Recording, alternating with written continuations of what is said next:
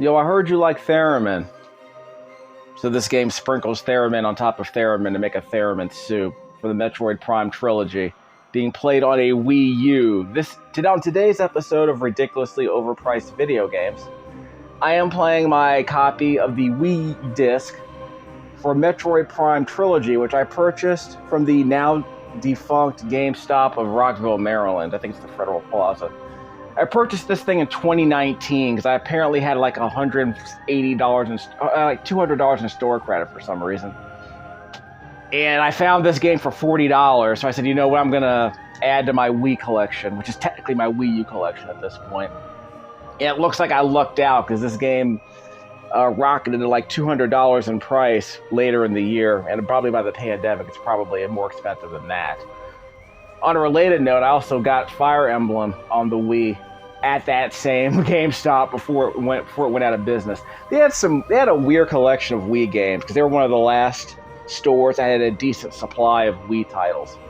So I wound up getting this and Fire Emblem and maybe one other ridiculously overpriced Wii game at some point in 2019. Obviously, I've never played it. I did play Metroid Prime when it launched on the Gamecube. Obviously, I don't have it now. Never played the sequels. And I admit, I played Metroid Prime, I think, up until... There's an area in the game where these flying enemies start attacking you about a third of the way through. I played about up to that point. So I'd be able to beat at least one boss. I admit, I was ambivalent about the game when it came out. I remember kind of liking it, but I wasn't really like...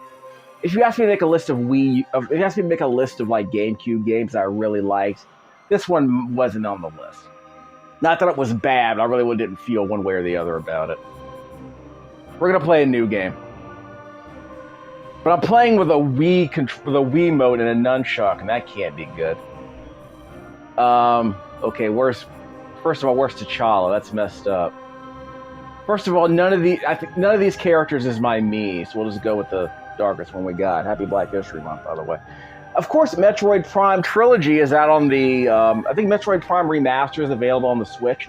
Not that I'm trying to play that. I'm not trying to... I've had Metroid Dread sitting in my library bag of video games for the last, month. I haven't touched it. It's not that I don't like Metroid Prime. It's not that I don't like Metroidvanias. I have an entire playlist of Metroidvania games. I think it's called Metroid and Friends on this channel. I have an entire playthrough of Super Metroid. Beat it in 2020 on the Super NES Classic, and I mastered the wall jump, which is actually one of my most popular videos. Apparently, it's like 40 seconds long, but everyone's seen it. It's one of those videos I put in the Creative Commons because I want people to be able to understand. You can do a wall jump in Super Metroid. It's just not intuitive, unfortunately. Lock on free aim. Let's keep the lock on. Let's not kid ourselves. We're gonna have to change the sensitivity later at some other point. We'll keep it standard. We'll change that stuff later if it becomes a problem. Fire A, jump B. I think fire should be a trigger. We could swap that if we need to. Again, remember, I'm playing with a Wiimote and a nunchuck, so this could go very poorly. I'm also playing about 10 feet from my 19-inch television here, and I have my recording device. I'm recording onto a Samsung smartphone, but it's on a chair that's being elevated by some boxes. So this is a DIY setup if I've ever seen one. Visor with the minus sign. Oh, that button. Okay, and the beam, the hyper. That can't be good. That can't be good. What about I thought I was supposed to use the nunchuck. How do I use the nunchuck?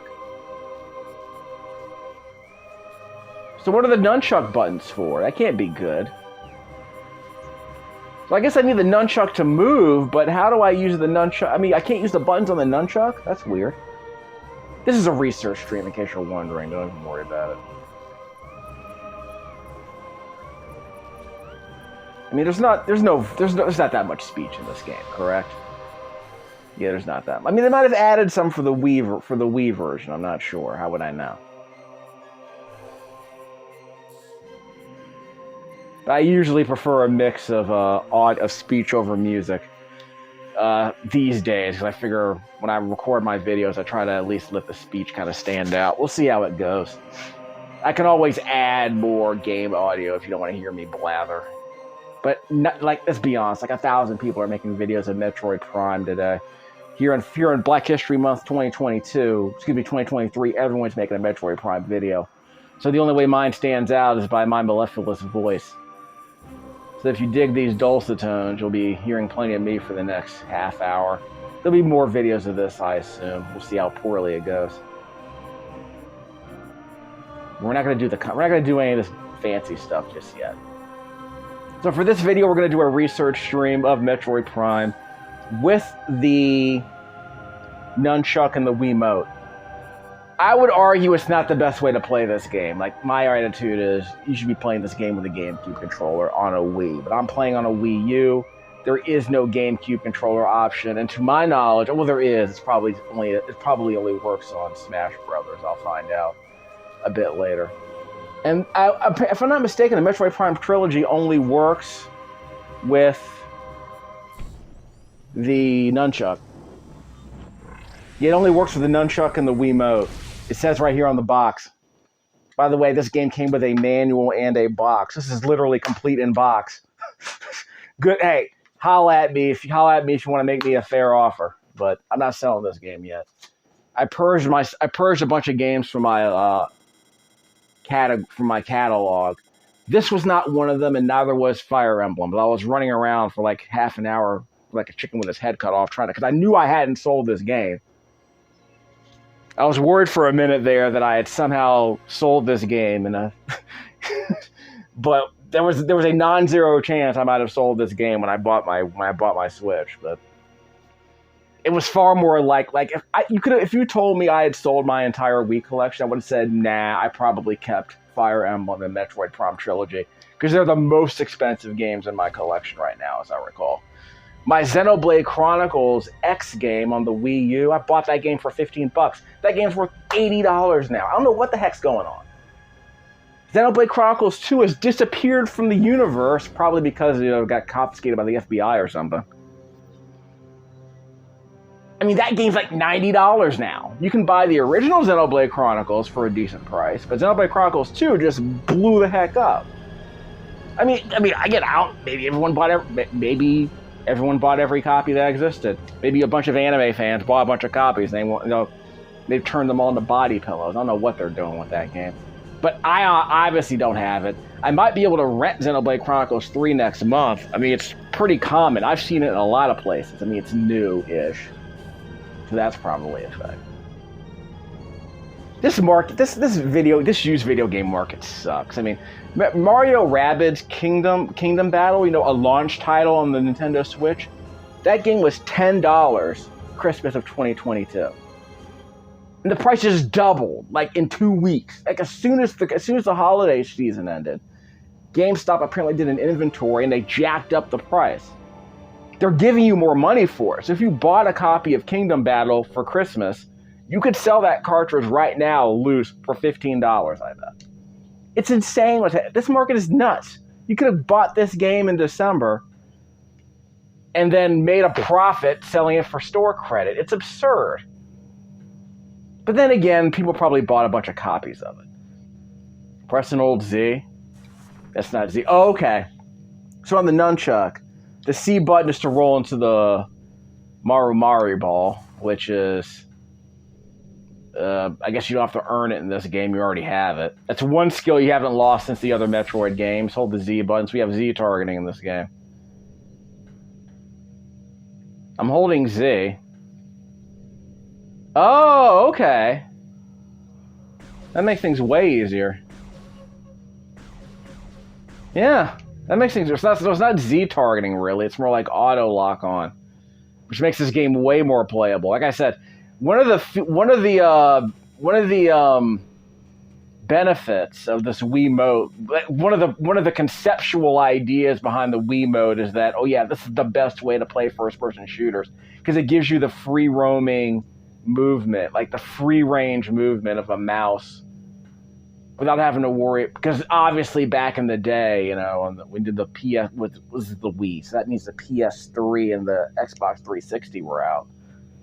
It was like you can't do all this nonsense I'm doing right now on a like all this mouse looking nonsense. I wouldn't really call this a mouse look. You can't do all this on a 6-axis. You know what I mean? It's not that kind of controller. But of course, the Wii had other problems, as I'm sure everyone knows. Move the cursor to the top zone, and then release minus. So that's the scan, okay. I have to point my cursor at the top of the screen and press the minus sign for scannable objects, press an old Z. So that's scannable. Not operational. Not operational. So I'm looking for the little orange icons. Again, if you're like pixel hunting, this game has a bit of pixel hunting going on, but if you're a completionist, you know where to scan. So I can't go this way, huh? So where can I go?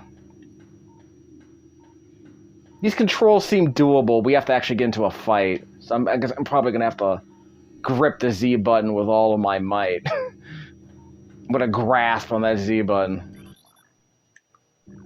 Like as if my life depended on it, because I probably will, playing with this freaking Wiimote. I had to scan that.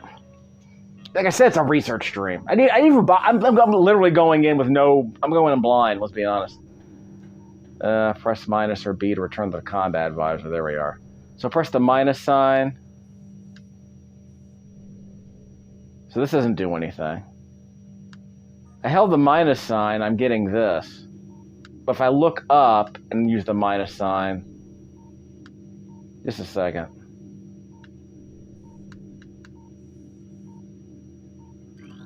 Okay, then press the B button. Okay, so yeah, so I press the minus sign, look up and press the minus sign. And now I'm in scan mode. Press the minus sign again and it disappears, okay.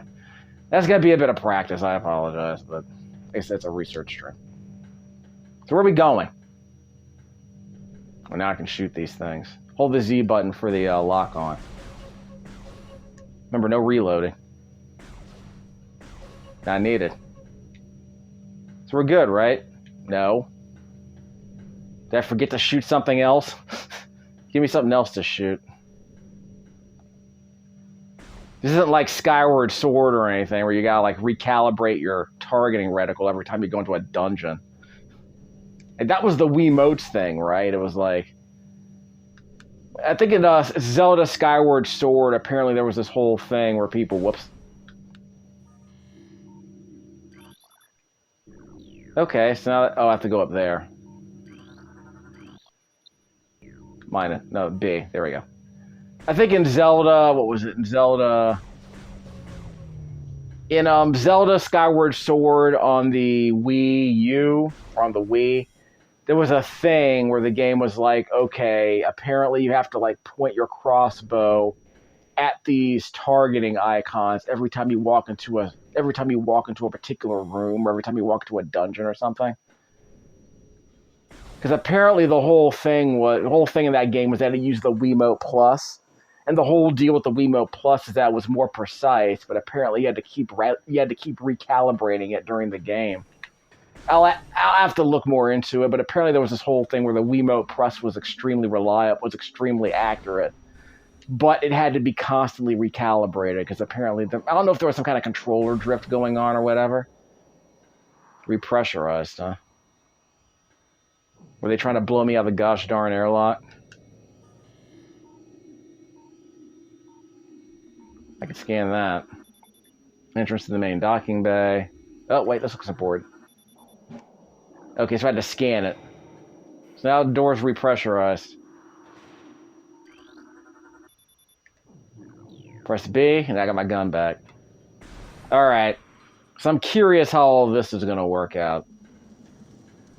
But for people who are wondering, this game was extremely well received when it came out.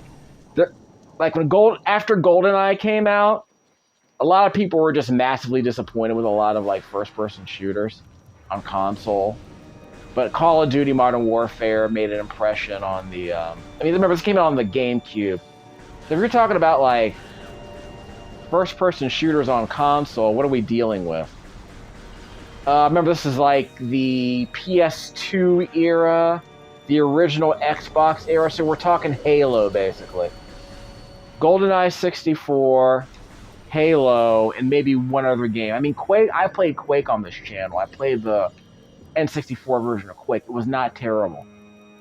Forsaken was shockingly competent, but I mean, I don't know how they did. They spent I don't know how many man hours they spent calibrating those controllers, calibrating that god awful N64 controller to on a 6 degrees of freedom shooter like Forsaken 64. But they somehow nailed it. They got it just right.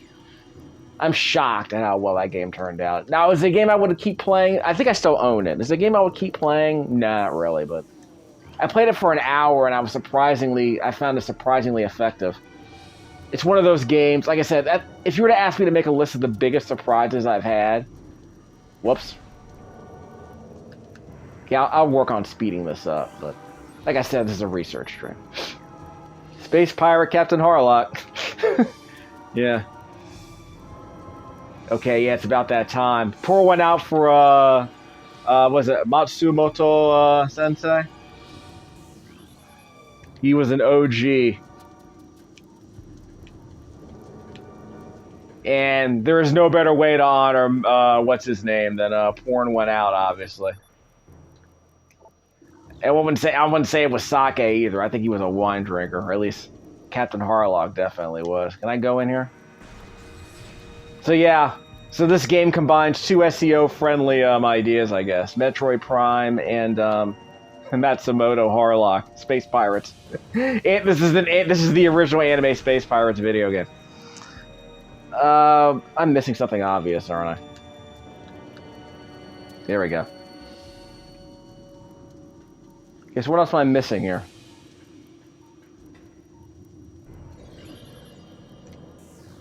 So I can't go in there, can I? No. So we're doing storytelling sequences now.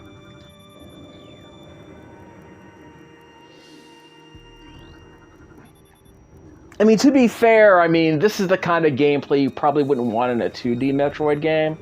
All this, you know, pixel hunting garbage. But I can understand why they're kind of using it for, like, lore dumping, you know? This is how they handle lore. By scanning areas for objects that will reveal the story instead of picking up codexes, I guess. So if you want to come back later and really look around to try to piece together the story, I'm sure you can. Lord knows there are YouTube channels that are dedicated to picking apart the lore of video games like this. And I'm gonna be supportive. I'm not gonna be that guy. I'll just say this: I didn't play enough Metroid Prime, and I didn't like Metroid Prime enough to make videos about the lore. I've played like 2,000 hours of Skyrim, and I'm pretty sure I'm not gonna make any videos about the lore of Skyrim. You can clip this video if I ever come back later and wind up doing some kind of Skyrim fundraiser where I talk about the lore for 4 hours. Couldn't be the least bit interested. I mean, as weird as that sounds, I'm not really into Skyrim lore like that. I just know it by osmosis, you know what I mean? The lore of Skyrim is obviously more important than the lore of Metroid or Zelda. It's more consistent, I suppose. That's not why I play those games. The lore is just kind of there. Okay, repressurized. That means I can shoot it now. Hold on, I lost my Wiimote for a second. Shoot it! Not working. Alright, so let's go back to the minus sign. Okay, so I didn't need to shoot it.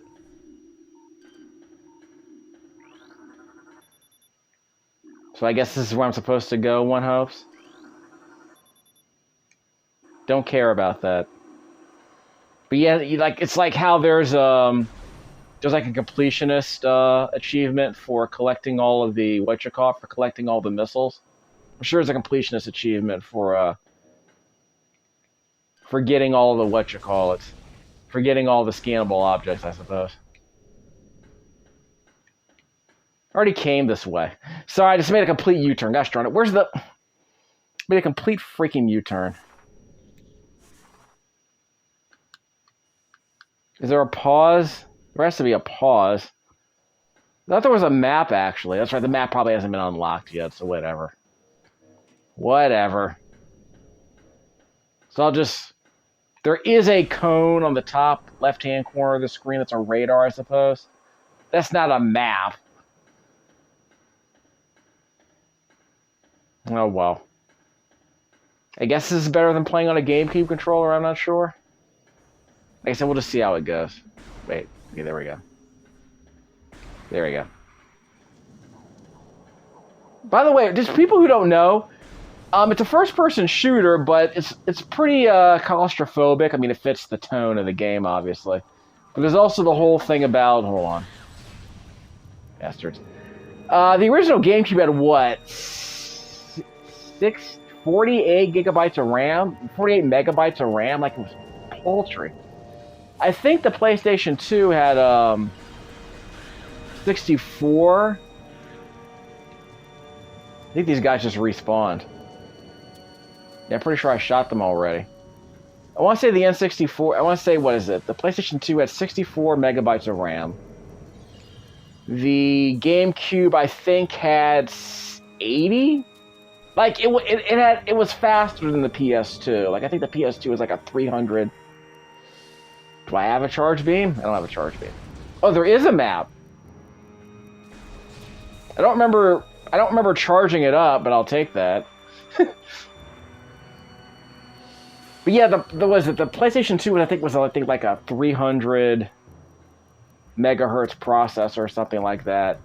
The GameCube had like a 450 megahertz power PC processor or something like that. So it was about as fast as like a Pentium 3 back then, right? Yeah, like the PlayStation 2 was like a Pentium 2. The PlayStation 2 was like a Pentium 3 chip, I think. No, it was like a Pentium 2 chip. And the GameCube had like a Pentium 3 inside, basically. For all intents and purposes. I have to scan stuff. Sorry.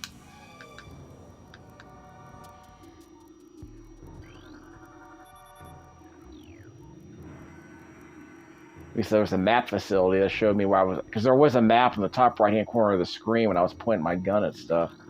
I'll see if it comes back. Uh-oh. This looks important. Step into a hologram to activate the elevator. My Windows 11 laptop is capturing this via a... What do you call it? It's capturing it... Oh, yeah, Metroid has elevators. My Windows 11 laptop is a dual-core. It's capturing this via a Vivitar USB capture device, which was like $20 at Walmart. I don't even know if it's recording. I don't even know if it's recording in stereo, but whatever. Conduit Hall, huh? Remember that? Remember the Conduit? Remember that was supposed to be a system saver for the Wii? Morph Ball. See. I think I took a hit. This was actually one of the better ideas this game had. The idea that it's a first-person shooter, but when you roll into the Mori ball, you actually enter into a third-person view. That was nice. Obviously, there are things you can't do in a pinch, like in the 2D Metroid. You can, like... Z. So we have Z targeting in a way. Hold on. Got him. Remember, you hold down the Z button and the game auto-targets.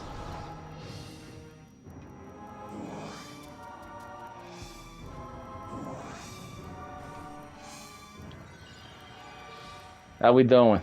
There is a map in the top right-hand corner of the screen. We seem to be doing okay. I'll get creative with that map later. Minus. Don't care about that. So I don't have the map and I'm in scan mode.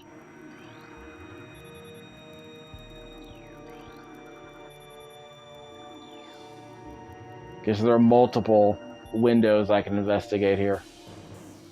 But yeah, I mean, for people who are wondering, the PlayStation 2 was more powerful than the Dreamcast. I think the Dreamcast was like, what, a 200 megahertz processor, so it was basically like a Pentium 2. Like a low-end Pentium 2, I guess. But PS2 comes out, it's the most popular. I think it's still the best-selling video game console of all time, right? Like the PlayStation 2 outsold the DS, right? Fire missiles by pressing down on the. Uh-oh. You press down on the control pad.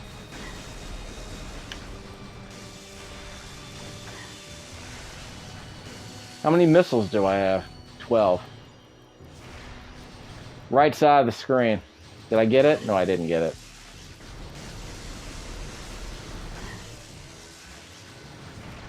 Again, I understand the claustrophobic.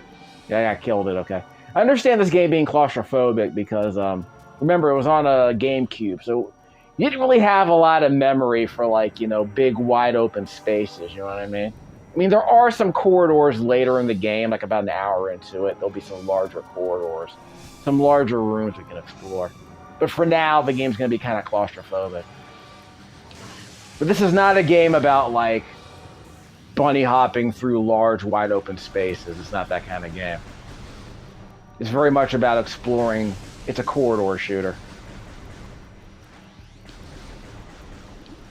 I'm going to hit my missiles. Give me a second. Bad aim.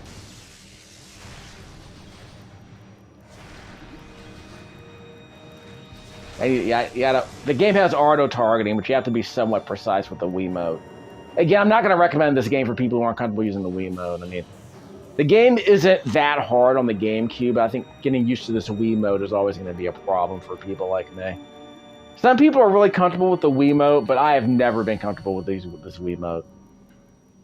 And I have to lock my elbows into my sides, and it fatigues me quite a bit, making jerky movements like this. It's just not an ergonomic. It's not a very ergonomic way to play video games for long periods of time. But for like 20-minute, you know, jaunts every now and then, it's fine. And for playing like Wii Sports, it's fine. But like playing a game that's like really like you would not want to play Borderlands 2 on a setup like this. It would just be way too fatiguing on your arms. That sometimes just like, again, moving a thumb a little bit to the left and right is way easier and way more user-friendly and way more accessible than jerking your entire forearm or jerking your wrist around to make very precise movements for long periods of time. Step into the hologram. Oh, Showtime synergy. The crossover you never expected. Samus Aran joins the holograms. I'd watch it. I don't know if I want to hear Samus sing. I mean, her whole bit is that she's a silent heroine. In fact, if she were mute, I'd be perfectly fine with that, if that's the appropriate term. Hold on. Mess with me, son. He's down. And you. These guys can't do too much damage. Like, you kind of have to rebalance the game for this controller because it's so cumbersome. But remember, there's an advanced difficulty setting, so that probably means we get less of a. That probably means we get less. You can circle strafe. Yeah, you can circle strafe in this game. But the game gives you less leeway on the harder difficulties, I guess.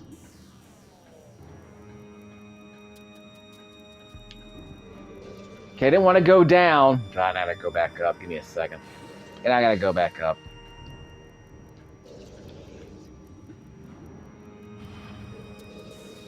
I mean, again, this was a major overhaul of the Metroid series. I mean, they never made a Nintendo 64 version they never made a Nintendo 64 Metroid game. They probably tried to make one.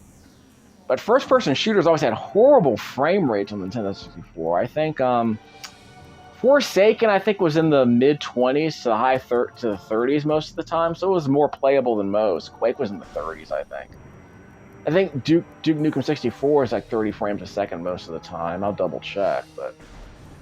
Again, first generation 3D consoles weren't great for shooters. Like PlayStation 1, Gold, and Nintendo 64, not a great console for first-person shooters. I mean, obviously there's some incredibly popular ones, but you had to wait till the GameCube to get a legitimate, you know, what do you call it, missile.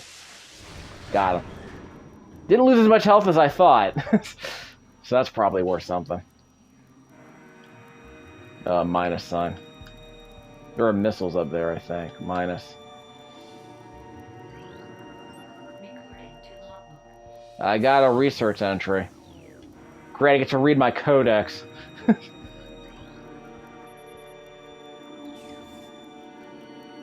I jump and get that? Maybe I don't need to get it if I scan it, right?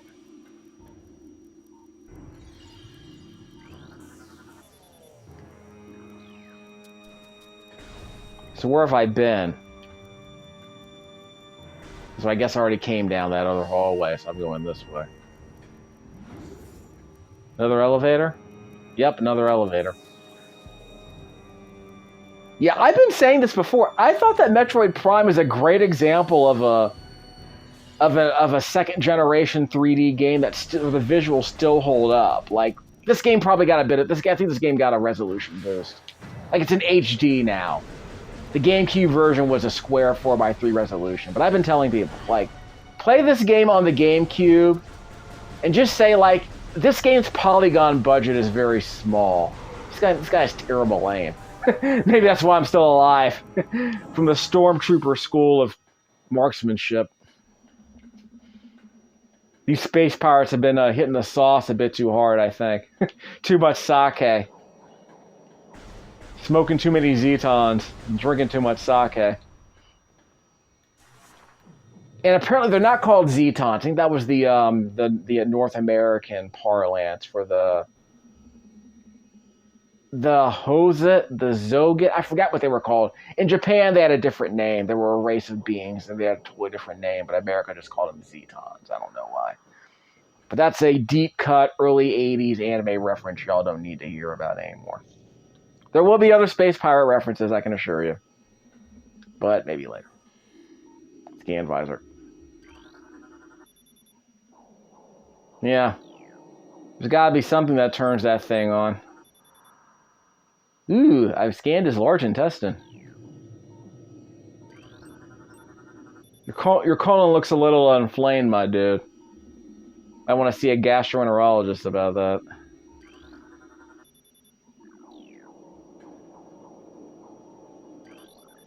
Yeah, I guess they would see Mother Brain, but you know, she's not a gastro. Sorry. She's more of a neurologist. Death caused by something internal organs. A spherical shape. What says this about a spherical shape? I wonder what spherical shape we could use that would fit into this clamp. Like this? Again, I like the idea of the morph ball, the Marumari morph ball being a key. But again, like, it's useful. Apparently, it could also climb walls eventually in the game, so it becomes more useful later. Hold on. Oh, I'm stuck. Crap. I'm stuck. Z button. I got a circle strafe inside of a tight space. That can't be good. Give me a missile. Again, I hate this stupid Wiimote. Again, so these enemies can't be that they can't do that much damage if they hit me. Charge beam.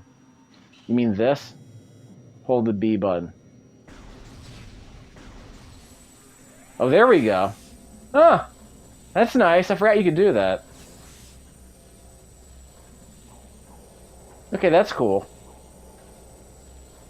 Although I would argue it should just be automatic. Like, is there a reason why you wouldn't want to, you know, automatically vacuum up power-ups? But yeah, this charge beam doesn't have to be earned. It's already part of the game right from the start. That's good to know. Okay. So this research stream is going to end pretty soon, but where does the game actually save?